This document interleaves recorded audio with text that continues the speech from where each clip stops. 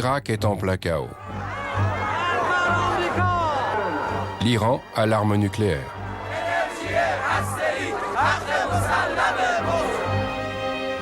Israël est démoralisé et les États-Unis sont profondément divisés. Pendant 6 semaines, nous avons suivi les événements au Proche-Orient. Le lieu du jugement dernier, Israel lives.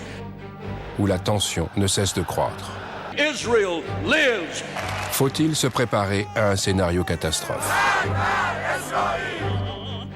Nous allons aujourd'hui briser un tabou et mettre en lumière la dynamique du puissant lobby pro-israélien aux États-Unis.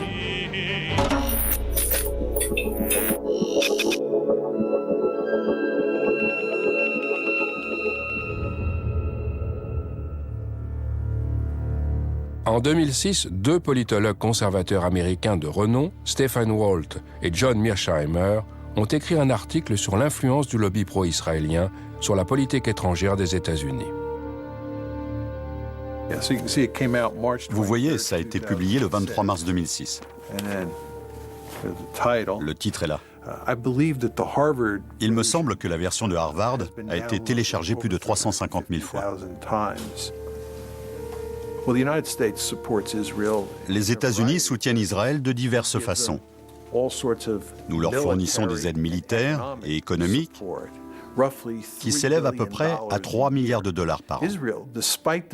Malgré sa relative richesse, Israël reçoit plus d'aide extérieure que n'importe quel autre pays au monde. Nous opposons constamment notre veto aux résolutions de l'ONU condamnant Israël. Ceux qui sont contre, 14 voix pour, 1 voix contre.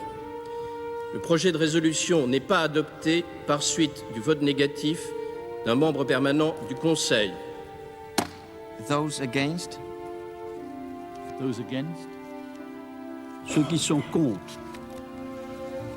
Et les États-Unis parlent même de recourir à la force militaire contre l'Iran. Pourquoi craignent-ils tellement de voir l'Iran se doter de l'arme nucléaire? S'il y a une telle inquiétude à l'heure actuelle, c'est à cause des pressions du lobby.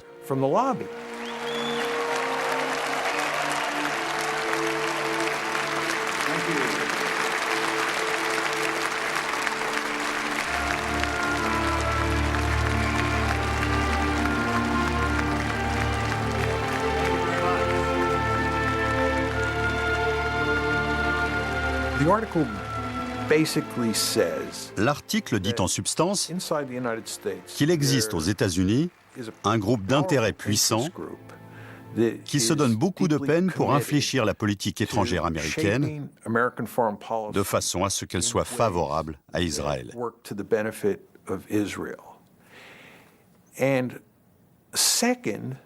Et deuxièmement, nous soutenons que les politiques que les États-Unis choisissent de mettre en œuvre au Proche-Orient, à cause des pressions exercées par le lobby au moment de la prise de décision, ne sont pas dans l'intérêt national.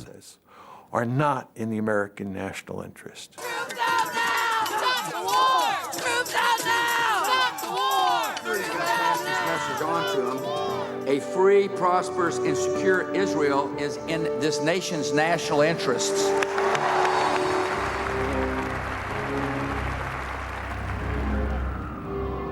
En ces temps d'insécurité politique et de défaite annoncée en Irak, l'article a fait scandale aux États-Unis. Il réveille le vieux débat entre démocrates et républicains, américains et israéliens, juifs et chrétiens, et isolationnistes et interventionnistes.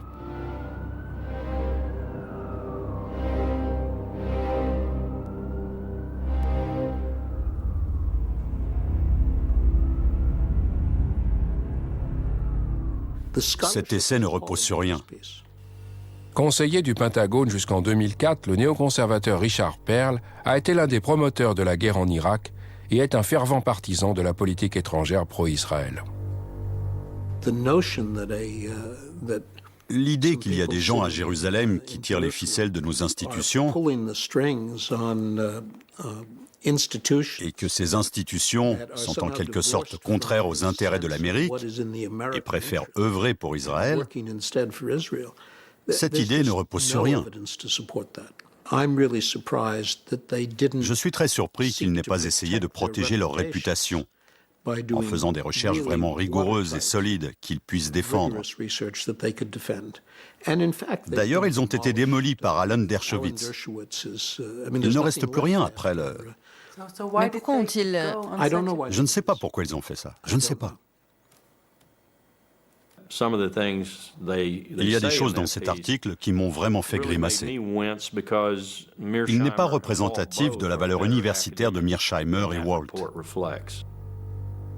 Lawrence Wilkerson est un vétéran du Vietnam. Son père était pilote pendant la Deuxième Guerre mondiale et son fils est dans l'Air Force. Il a été le directeur de cabinet de Colin Powell de 2000 à 2005. Mais il éclaire plusieurs choses d'un jour nouveau. Et la plus importante, c'est qu'on ne débat pas de ce sujet en Amérique. On ne peut pas parler de ça. C'est ce qui ressort. Ensuite, il y a la remise en cause post-guerre froide de la valeur stratégique d'Israël pour l'Amérique. Il y a 10 ans, on ne pouvait pas parler du lobby pro-israélien. Aujourd'hui, on peut. C'est un sujet explosif et polémique, mais on en parle. Tony Judd est né en Angleterre juste après la Deuxième Guerre mondiale de parents juifs ashkénazes. Dans les années 60, il a travaillé dans un kibboutz et pour Tsahal. D'après lui, l'État d'Israël est en train de perdre toute crédibilité. J'ai écrit un article pour le New York Times à l'époque de la publication de l'essai Mearsheimer-Walt, un contre-édito. C'était une commande. Et j'ai dit à la rédaction, vous auriez dû citer Mearsheimer-Walt. Ils n'en avaient pas parlé. Ils l'ont admis, ce qui était déjà un changement. Mais ils ont insisté pour que quelque part dans l'article, je mentionne le fait que j'étais juif. Pour se couvrir. Un article critique sur le lobby israélien, oui, mais il est juif, alors ça va. Voilà où on en est. Ce n'est pas drôle de se faire traiter d'antisémite et d'entendre dire que vos recherches sont bâclées. Ce n'est pas drôle de se faire pilonner jour après jour et de ne voir que très peu de gens prendre votre défense. Mais on savait à quoi s'attendre. On savait que c'était le prix à payer pour cet article. Ils ont raison. Mais ils ont tort. Ils ont raison d'un point de vue strictement géopolitique et géostratégique, un domaine que j'ai passé ma vie à étudier. Israël n'a plus de valeur stratégique pour les États-Unis, comme c'était le cas pendant la guerre froide. Non seulement ça, mais c'est même devenu un fardeau stratégique pour l'Amérique. Ça fait une grosse différence avec l'époque de la guerre froide. En même temps, le stratège éclairé en moi dit que ça n'a aucune importance. Parce que les liens entre l'Amérique et Israël sont tellement étroits et forts que la géostratégie, la stratégie politique ou la grande stratégie n'ont ici aucune valeur.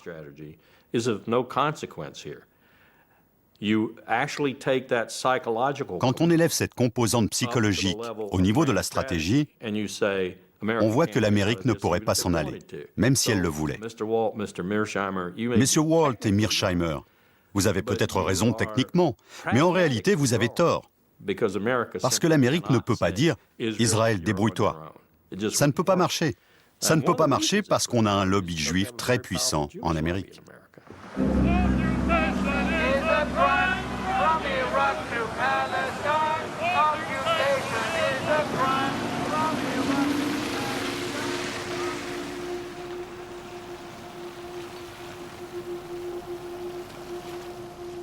Pour Walt et Mearsheimer, le lobby pro-israélien se compose des organisations juives et du groupe de pression politique EIPAC, mais aussi des millions de chrétiens évangéliques.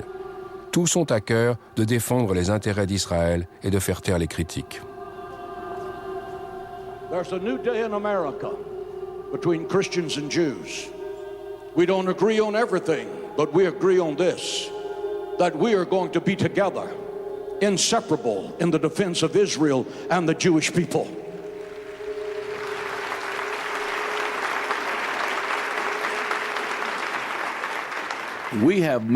Notre infrastructure compte plusieurs millions de personnes. On a plus de 22 000 leaders spirituels, dont certains ont entre 1 million et 1,5 million de noms dans leur fichier d'adresse. Les plus grands télévangélistes d'Amérique soutiennent notre action parce que tous les évangéliques obéissent à la Bible. Et la Bible nous enjoint clairement de soutenir l'État d'Israël. Pour John Hagee, il est du devoir des chrétiens de soutenir Israël. De la même façon, il considère l'Iran et les autres États islamiques hostiles à l'État hébreu comme l'antéchrist. Après la dernière guerre au Liban en 2006, sa congrégation a réuni 8 millions de dollars pour venir en aide aux Israéliens. Again, there's a new Hitler, and he's the president of Iran, and he intends to build nuclear weapons, and his brazen declarations against the Jews in America have been carried on the front pages of America's newspapers. Ladies and gentlemen, we must demonstrate courage. We must demonstrate intellectual honesty. We must demonstrate the willingness to stand up and to speak out. We must act now to stop Iran before the maniacal dream of exterminating the Jewish people becomes a nuclear holocaust. And I am hopeful that the American government will have the courage to help Israel in its day of adversity against tyrants.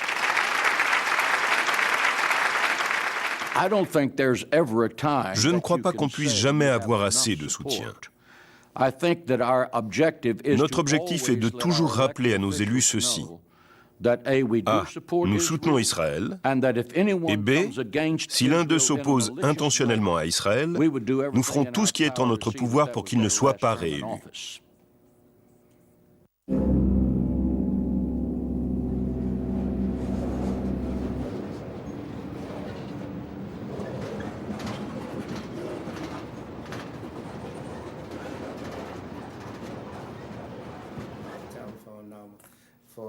Earl Hilliard était membre du Congrès. Dans les années 90, il a voulu se rapprocher de la Libye, un pays avec lequel les États-Unis n'avaient alors aucune relation diplomatique. Hilliard s'est rendu à Tripoli à plusieurs reprises et a noué des liens étroits avec Kadhafi. Voilà ce qu'a fait l'AIPAC. Certains membres du Congrès américain soumettaient des résolutions condamnant la Libye et il les regroupait avec celles sur la Syrie, l'Iran et l'Irak. Il soumettait ces résolutions régulièrement en réclamant toutes sortes de sanctions et d'actions.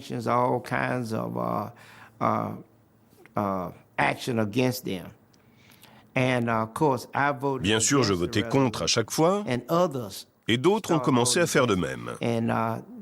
J'ai découvert par la suite que ce qui les avait vraiment énervés, c'est que des parlementaires sont venus me voir en demandant ce qui se passait. Et j'ai dit, on négocie. Et après? Plusieurs personnes m'ont appelé parce qu'elles avaient vu et entendu des choses sur CNN. Elles m'ont dit, regarde CNN. En pleine période préélectorale, son adversaire politique dans ce district d'Alabama reçoit de New York une contribution de 300 000 $ pour sa campagne. Un don exceptionnel.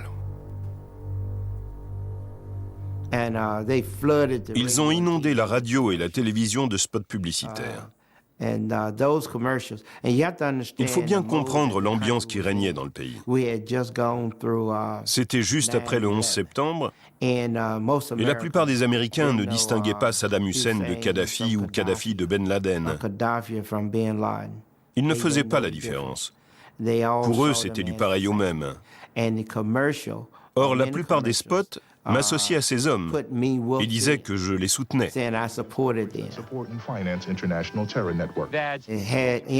Ils montraient les avions fonçant sur le World Trade Center. On continuait à faire régulièrement des sondages. Et je peux vous dire que ma cote a rapidement chuté.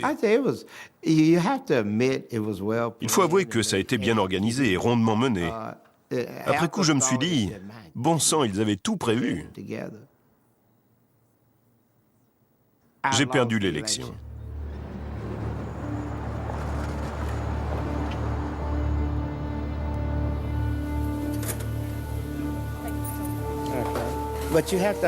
Vous devez savoir que vous abordez un sujet interdit. Personne ne veut parler des Juifs. Surtout pas. C'est comme si on parlait de quelque chose de mal. On n'est même pas censé donner son opinion. C'est difficile de poser des questions sur le lobby pro-israélien? Absolument. Vous aurez du mal à obtenir des réponses et des interviews. J'espère que vous y arriverez. Je vous le souhaite. Ça va être dur.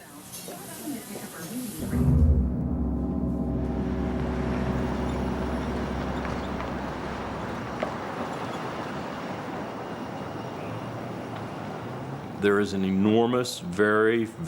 y a une machine énorme et très puissante qui sait immédiatement quand quelqu'un défend des opinions anti-israéliennes et qui passe aussitôt à l'attaque. Je vais vous donner un exemple très concret. Il m'est arrivé de mentionner l'essai Mearsheimer-Walt une fois au cours d'une conférence dans une des universités où j'enseigne. Dans les 48 heures qui ont suivi, j'ai reçu un email d'Alan Dershowitz. Qui est-ce? Alan Dershowitz est professeur à Harvard et il défend le lobby juif américain comme un chien de garde. Il m'a envoyé un email dans lequel il me disait en substance que, d'après lui, en prenant la défense de l'essai Walt-Mearsheimer, je ne rendais pas justice à la relation israélo-américaine, à l'existence d'Israël dans le monde, etc. Parce que c'était un document terriblement contestable et inexact. Il a même joint au message sa propre réponse à l'essai Walt-Mearsheimer, en me conseillant de m'en servir comme contrepoids dans mon cours. Je n'utilisais même pas l'essai pour mon cours. Je le mentionnais simplement pour montrer la colère de certaines personnes face à l'absence de discussion et au manque de débat sur ces sujets en Amérique. Et 48 heures plus tard, j'avais un des chiens de garde du lobby juif sur les talons. Comment a-t-il pu le savoir? Partout en Amérique, dans tous les campus universitaires, il y a des gens qui sont là pour faire ce qu'il a fait, pour protéger les intérêts des Juifs américains et les intérêts d'Israël en Amérique.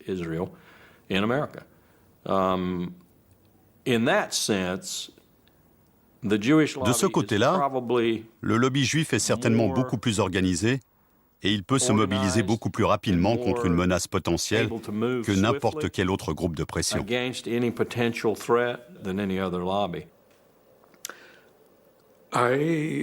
Cet automne, j'ai été invité à faire une conférence pour une organisation qui s'appelle 2020. On s'était mis d'accord sur le sujet de l'intervention, la politique étrangère américaine au Proche-Orient et le lobby pro-israélien, parce que les journaux en parlaient beaucoup à l'époque. Ils m'ont contacté une semaine avant la conférence. Le secrétaire de l'organisation m'a informé que l'événement aurait lieu au consulat polonais. C'est apparemment là qu'ils avaient l'habitude de se réunir. Et puis la semaine suivante, 2 heures avant la conférence, le directeur de l'organisation m'a appelé terriblement énervé en me disant que le consul général de Pologne avait tout annulé parce qu'il avait reçu des coups de fil de l'American Jewish Committee et de l'Anti-Defamation League. La position du consul est très délicate. Dès qu'on prononce le mot Pologne, la plupart des gens pensent aussitôt à l'antisémitisme. La Pologne a du mal à se défaire de cette image chez nous. Le nouveau gouvernement polonais, qui n'est pas très séduisant, a cependant fait de gros efforts pour établir de bonnes relations avec Washington, se rapprocher d'Israël et se faire bien voir sur ce genre de sujet. Et voilà que soudain, quelqu'un dit au consul polonais à New York, Tony Judd est quelqu'un de très controversé. Il est anti-Israël et certains trouvent ses propos antisémites. Vous voulez vraiment le recevoir? C'est mauvais pour votre image et votre diplomatie. Pourquoi les Polonais défendraient-ils héroïquement ma liberté d'expression? Ils ont autre chose à faire. Je ne les blâme pas.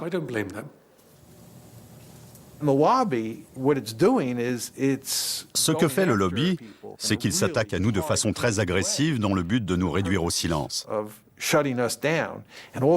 Et aussi dans le but de bien faire comprendre aux gens que s'ils suivent l'exemple de Jimmy Carter, de Tony Judd, de John Mearsheimer ou de Steve Walt, ils devront payer le prix fort pour cette transgression. C'est un exemple dissuasif. Ils veulent dissuader les gens de faire comme nous.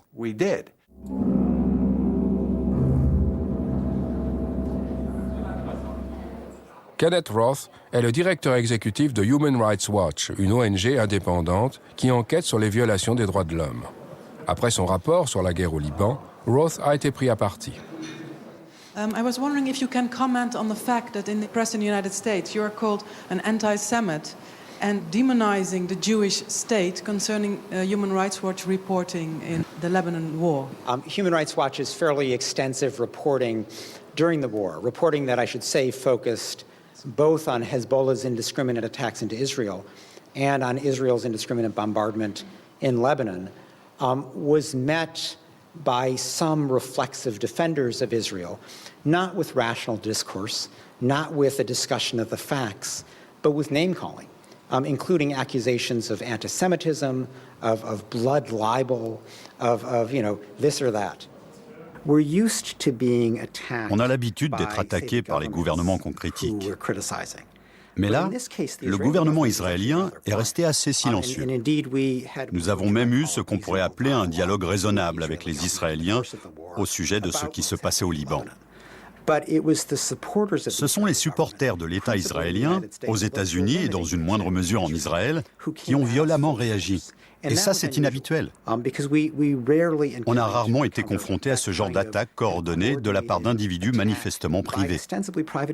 Des gens qui ne font pas partie du gouvernement israélien, mais qui se sont donnés pour rôle de défendre Israël systématiquement, quelle que soit sa conduite.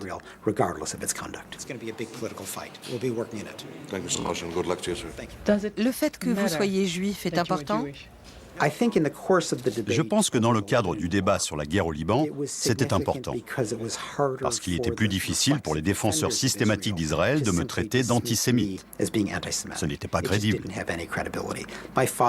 Mon père a fui les nazis et les parents de ma mère ont échappé au pogrom en Pologne et en Biélorussie. Je n'ai pas le profil d'un antisémite. Bien sûr, il y a le vieil argument du juif qui se hait lui-même, mais ça ne me correspond pas non plus. Et plus personne ne tient ce genre de discours. Pourquoi ? Pourquoi ne pas laisser les incompétents comme moi faire leur petit speech ? Remontons un peu dans le temps. Ça n'a pas toujours été comme ça. Ça a commencé dans les années 70. Avec la montée des politiques identitaires en Amérique, il a d'abord été en vogue, puis politiquement et économiquement normal, de se dire noir américain, italo-américain ou irlandais américain.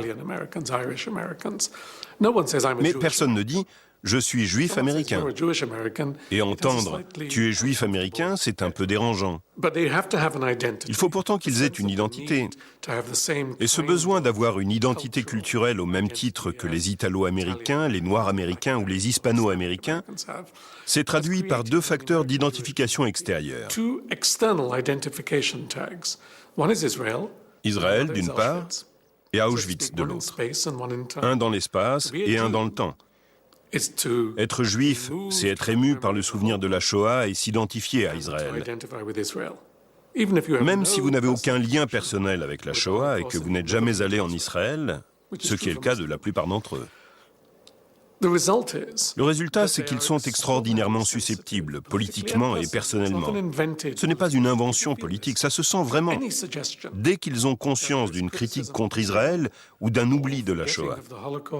Parce que ça touche à l'identité même des Juifs américains.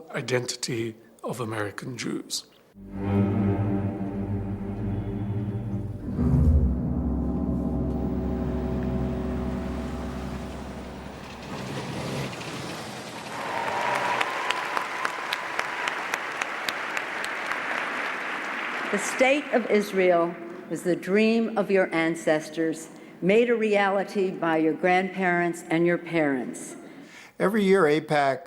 Chaque année, l'AIPAC organise une conférence à l'intention de tous ses sympathisants. Ça se passe à Washington. L'EPAC est un groupe très puissant qui s'efforce d'infléchir la législation et les autres aspects de la politique américaine au Proche-Orient. C'est un véritable événement avec un petit côté Hollywood.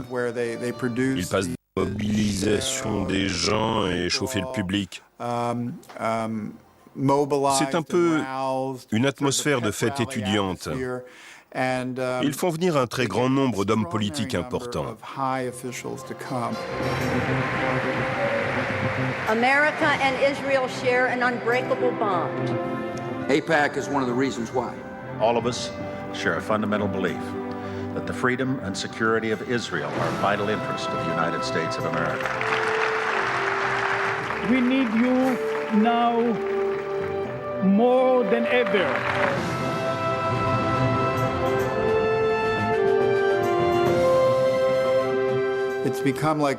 C'est devenu une sorte de rituel.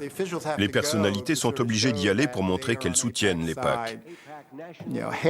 On y voit la moitié du Congrès, des hauts fonctionnaires, et chaque année, ils ont un orateur principal qui est toujours quelqu'un de très haut placé.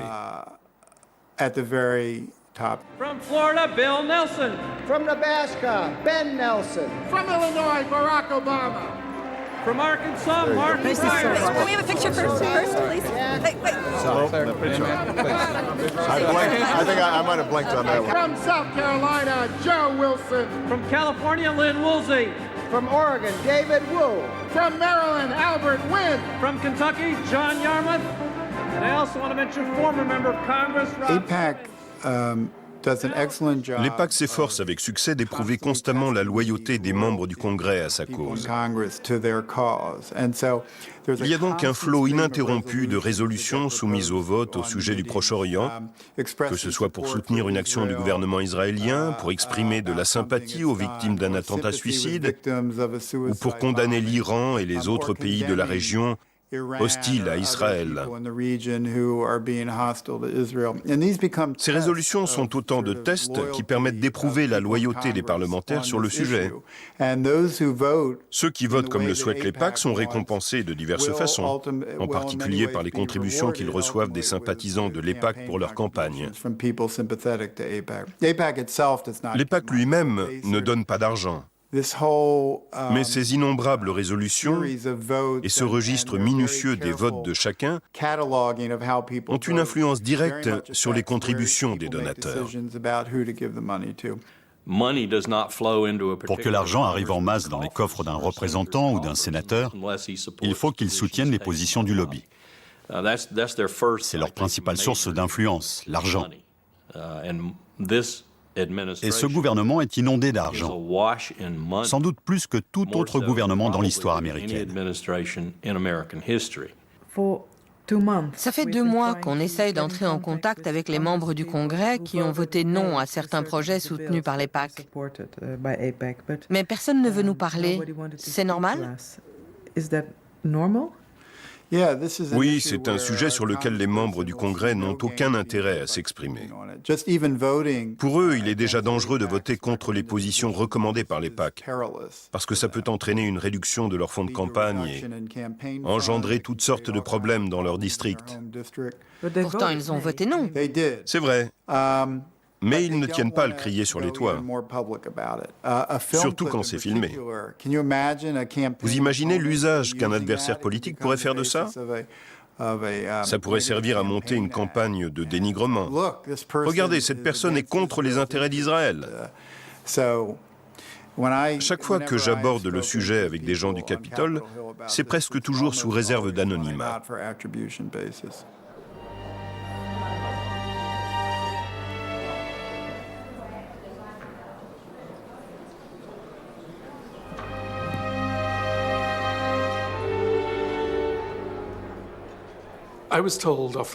Un jour, un sénateur démocrate très connu m'a parlé en confidence. C'était à l'occasion d'une conférence à Paris. Il était tard, on était à l'hôtel. Il me parlait du Proche-Orient et ses critiques contre Israël étaient très similaires à mes propres idées. Je lui ai dit, « Vous ne dites jamais tout ça au Sénat, pourquoi ? Vous avez peur de perdre le vote juif ?» Il m'a répondu, « Pas du tout. Ça n'a rien à voir avec le vote juif. Je viens d'un État, je ne peux pas vous dire lequel bien sûr, où il y a très peu de juifs. Et quoi qu'il advienne, ils continueront à voter pour moi. Ce n'est pas le vote juif, le problème n'est pas là. Ce n'est pas non plus l'argent, je ne reçois pas d'argent du lobby pro-israélien. Mais il a ajouté, imaginez que j'arrive au Sénat et que je fasse un discours émouvant pour expliquer que nous devons prendre nos distances vis-à-vis d'Israël et mieux comprendre la situation des Palestiniens. Je convaincrai peut-être 5 ou 10 sénateurs de voter une motion générale à l'encontre d'Israël, au mieux, mais rien de plus. Et après ça, a-t-il ajouté, je serai fini au Sénat.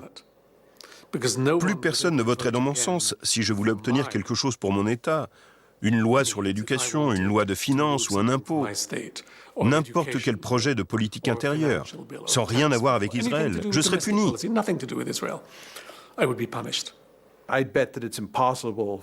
Je suis sûr que Steve et moi, on ne pourra jamais accéder à un poste à responsabilité au sein du gouvernement américain. Pour vous donner un exemple, Steve était invité à un dîner avec un candidat présidentiel à Harvard. Une semaine après la sortie de l'article, la femme qui avait organisé le dîner est venue voir Steve et elle lui a dit qu'elle était obligée d'annuler son invitation. Parce que l'équipe du candidat en question avait appelé en disant qu'il n'était pas pensable pour un candidat présidentiel de participer à un dîner avec lui. America and Israel have a special friendship. You have devoted yourselves to strengthening the bonds between the United States and Israel. The United States will stand with Israel now and forever. Si un homme politique exprimait l'opinion que les États-Unis ne doivent plus soutenir Israël, que se passerait-il à votre avis? Il ne serait pas réélu. C'est presque certain. Il y a peut-être un district ici ou là. Il y a 435 élus à la Chambre des représentants et 100 sénateurs, ce qui fait 535 en tout. Nous avons 52 gouverneurs. Il est tout à fait possible que quelque part, dans un des districts électoraux, on réélise un candidat qui a dit « On devrait abandonner Israël, couper les ponts avec Israël ». Mais c'est assez peu probable. Et je serais surpris qu'il y ait plus de 3 ou 4 districts où ce soit concevable. But we can vote you, and I'm sorry. But I appreciate the friendship. If you will come in Italy, I want to introduce you in a member of parliament, Italian parliament. I would enjoy that very much. Thank you so much. Thank you for everything.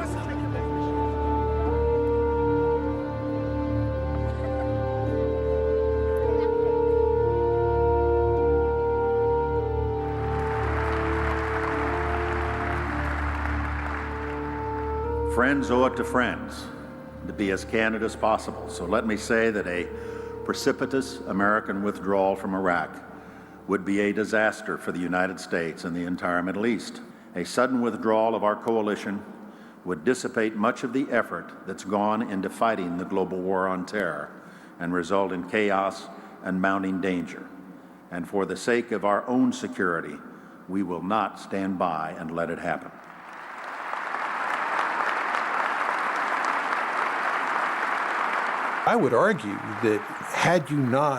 Je dirais que s'il n'y avait pas eu tous ces néoconservateurs à des postes importants au sein de l'administration Bush, Colin Powell n'aurait jamais fait cet exposé scandaleux au début du mois de février 2003, qui a joué un rôle si critique dans le retournement de l'opinion publique américaine.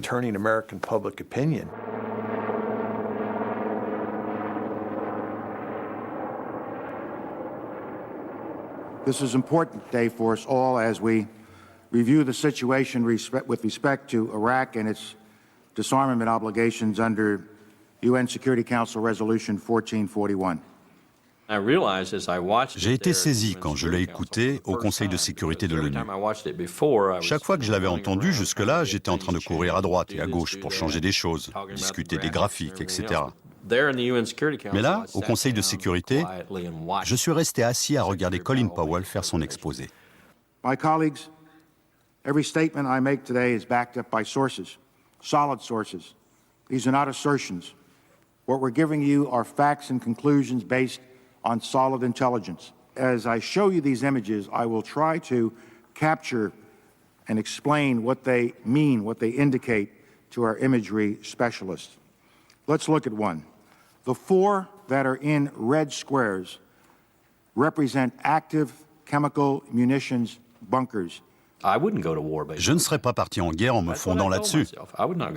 C'est ce que je me suis dit. La plupart des images pouvaient être interprétées d'une toute autre façon que la nôtre. As these drawings based on their description show, we know what the fermenters look like. We know what the tanks, pumps, compressors, and other parts look like. And we know a great deal about the platforms on which they are mounted.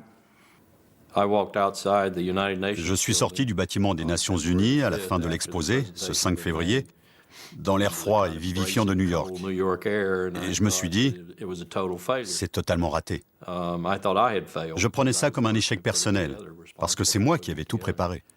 Et puis, 2 ou 3 jours plus tard, après avoir dormi un peu et réfléchi à tout ça, je me suis demandé pourquoi les réactions semblaient finalement assez positives. On n'avait pas persuadé les gens qui étaient farouchement opposés, mais on avait eu un impact, en particulier sur les Américains. Et on avait aussi eu un petit impact sur la communauté internationale, surtout le Royaume-Uni. Et soudain, j'ai compris.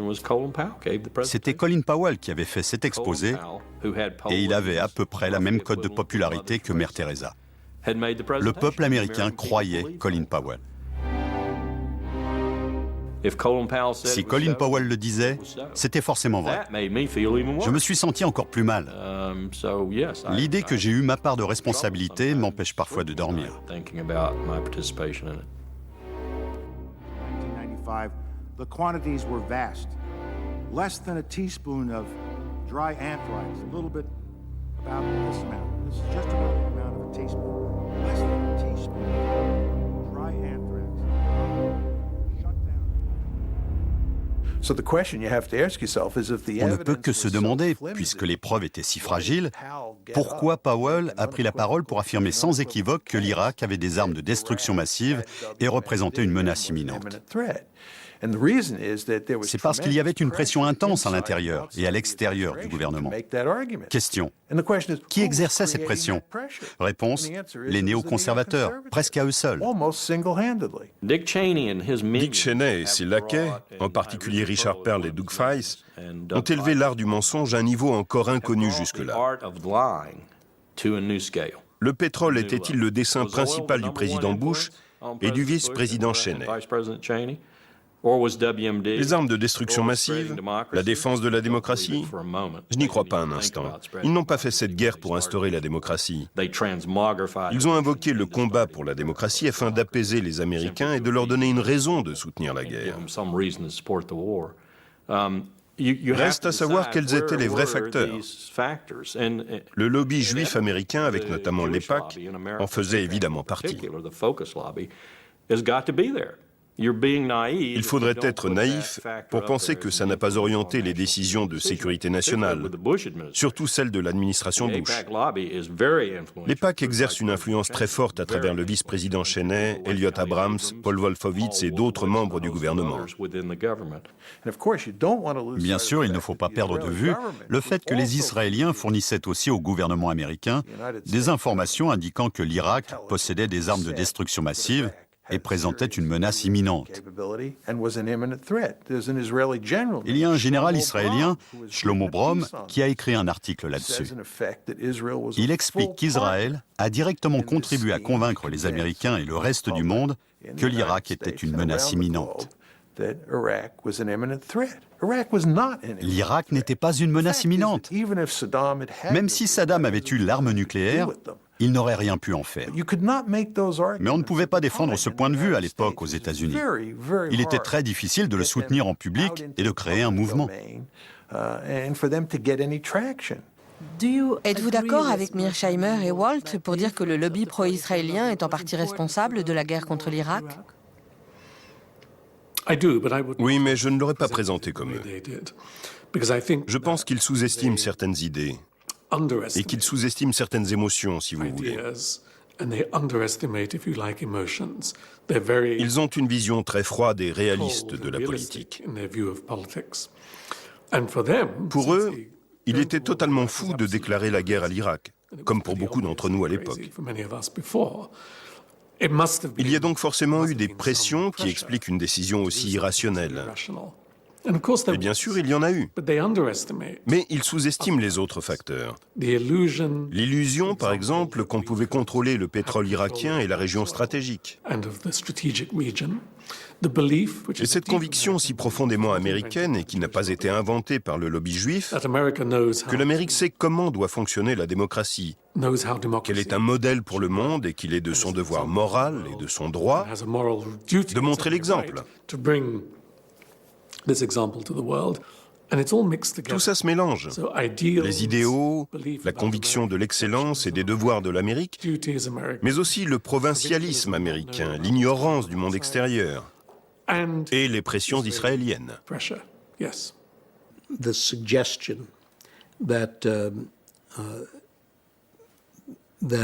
La suggestion que le lobby pro-israélien, pour reprendre ces termes, est en fait contrôlé par les Israéliens et qu'il reflète les préférences israéliennes est tout simplement fausse. On peut tout à fait le prouver. Vous ne faites donc pas partie du lobby pro-israélien? Non, je ne fais pas partie d'un lobby pro-israélien. J'ai mes propres idées. J'ai de la sympathie pour Israël, comme la plupart des Américains. Je suis parfaitement capable d'exprimer des critiques à l'égard d'une politique israélienne qui me déplaît. Mais le plus important, c'est que le gouvernement israélien ne façonne pas la pensée des Américains pro-israéliens. Richard Perle répondrait probablement à votre question si vous parveniez à lui faire dire la vérité. Les intérêts d'Israël et ceux de l'Amérique sont identiques. Et donc, si je défends les intérêts d'Israël, je défends les intérêts de l'Amérique. Et moi, en tant que stratégiste, je lui dis, c'est des conneries. Il n'y a jamais eu, et il n'y aura jamais, j'en suis sûr, deux pays dont les intérêts nationaux coïncident tout le temps. C'est impossible.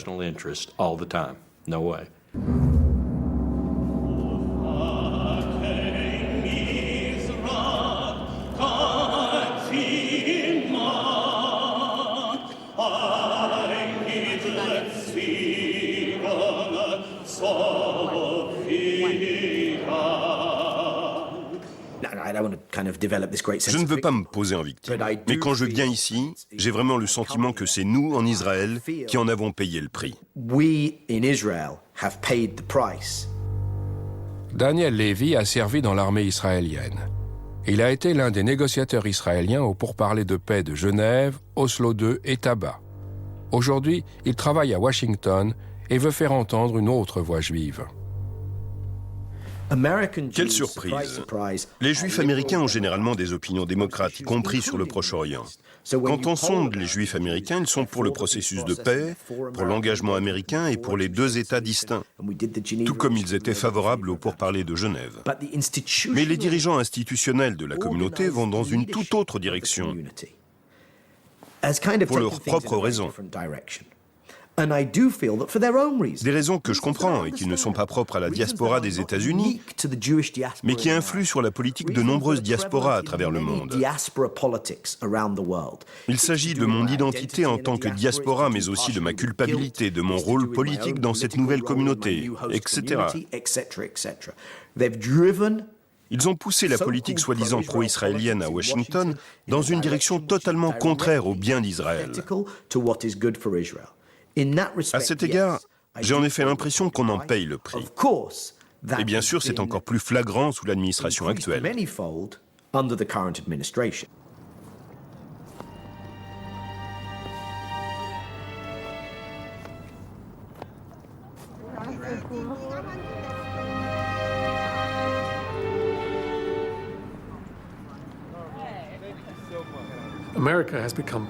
L'Amérique a contribué à renforcer le statut de victime d'Israël. Je pense que tout a commencé dans les années 70. quand la communauté afro-américaine a voulu obtenir d'être enfin dédommagée de l'esclavage et des conséquences de l'esclavage en mettant en avant le fait qu'elle était victime de l'histoire.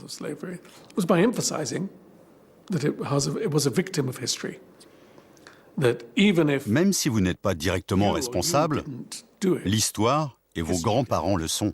Ce n'est pas une responsabilité individuelle, mais une dette culturelle.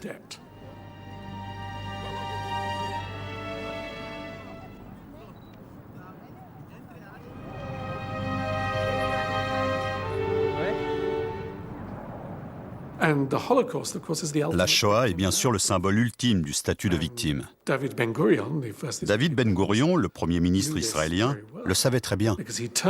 Il a utilisé ça en faisant d'Israël, du pays lui-même, une victime. Si on ne peut pas critiquer quelqu'un parce que c'est une victime, que dire de tout un pays? Un pays né des persécutions en quelque sorte. J'ai très souvent eu des conversations avec des gens raisonnables qui disent « C'est vrai, Israël fait de mauvaises choses. Ils occupent des territoires, volent de l'eau et des terres, bombardent des maisons, etc. » Mais il ne faut pas oublier ce qui est arrivé aux Juifs.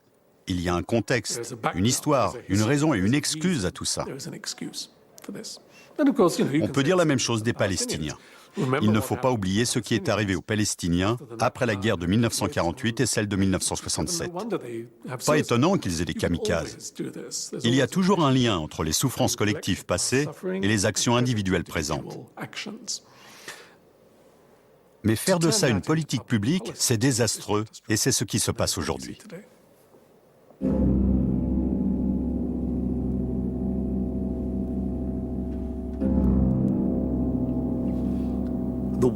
C'est le « et si ». Et si, avec cette vision particulière des intérêts israéliens et des intérêts communs aux Américains et aux Israéliens, qui est bien sûr totalement contraire à ma propre conception des intérêts israéliens, et si, à force de faire pression pour imposer au peuple américain et à son gouvernement cette vision particulière, il y avait un retour de bâton. Quand je dis retour de bâton, je veux parler du risque qu'un jour ou l'autre, une majorité d'Américains, et par extension de leurs représentants élus, finissent par faire marche arrière et par dire « Nous devons absolument cesser de nous engager autant au Proche-Orient ». Peut-être qu'en réaction à tout ce qui se passe en Irak et en Iran, les gens finiront par se révolter contre notre relation avec Israël et qu'il y aura un mouvement de contestation. Peut-être que 2 ou 3 sénateurs s'exprimeront et plaideront avec insistance pour qu'on change de politique. Ça n'arrivera pas. C'est tout. Ça n'arrivera pas. Vous pouvez agiter votre baguette magique et éliminer le lobby pro-israélien dont parlent Walt et Mearsheimer, mais tout ce que j'ai dit continuera à être vrai. Vous pouvez me croire sur parole. Si ce président nous envoie faire la guerre en Iran dans les 2 prochaines années, et qu'il ordonne une intervention au sol massive des Marines ou de l'armée de terre, je pense qu'il y aura à nouveau un important exode des officiers supérieurs des forces armées.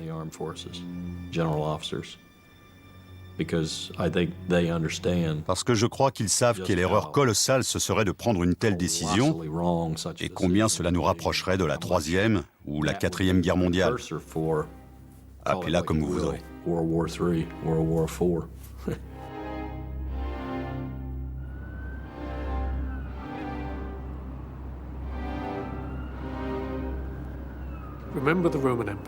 Rappelez-vous l'Empire romain.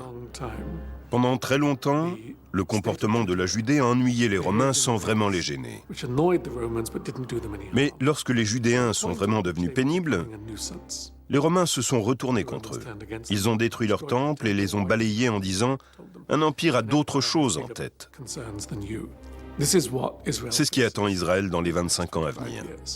Le risque que l'Empire américain dise Attendez une minute, vous ne comptez pas tant que ça pour nous. On a besoin de pétrole plus que de vous. Ou on n'a plus besoin de pétrole. Peu importe, ça revient au même. Ça n'en vaut pas la peine.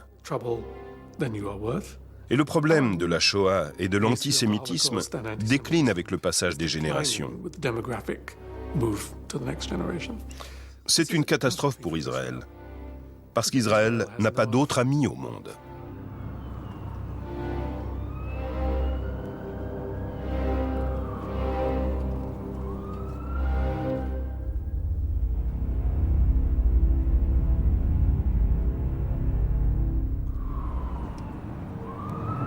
Merci.